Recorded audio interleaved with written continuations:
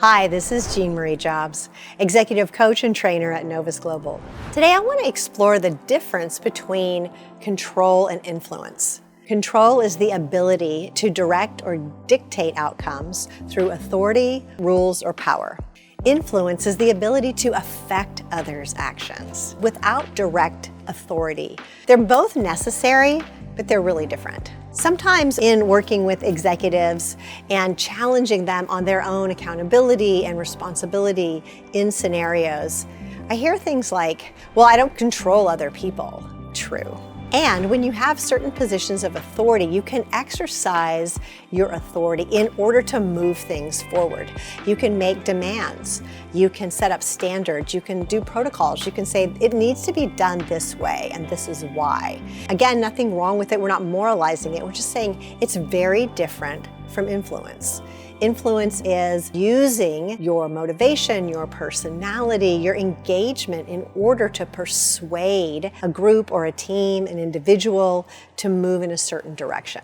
Now again, control and influence are both important.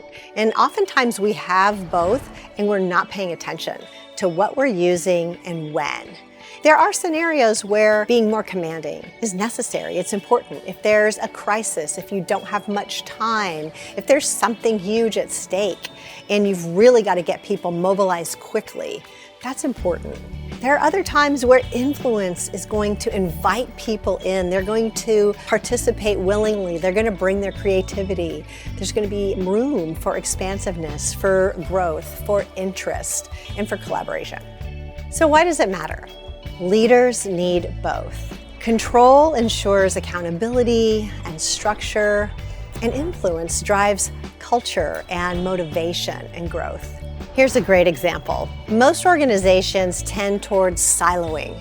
Different departments silo against one another. And at the end of the day, that silo is more interested in their own agendas, their own goals, than the bigger picture, the corporate goals.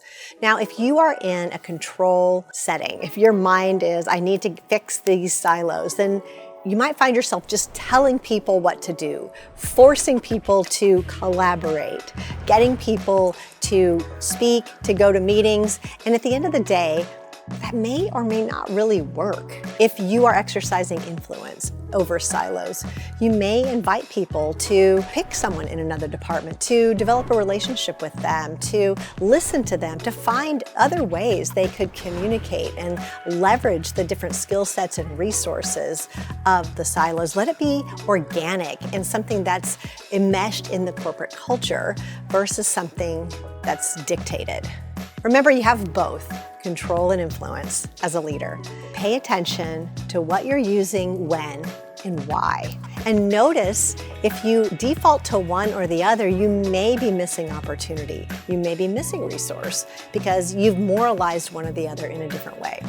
Leaders who are aware of both their control and their influence and are willing to pay attention to the context and shift and know when to apply which one tend to be the most effective leaders because they're adaptable, they're present, they're paying attention. Hey, what is wanted and needed right here, right now? If this video was helpful, resourceful for you, like, ring the bell, subscribe, share it with a friend. I'd love to hear from you. Make a comment. If you'd like more on this topic, check out my video on adaptability.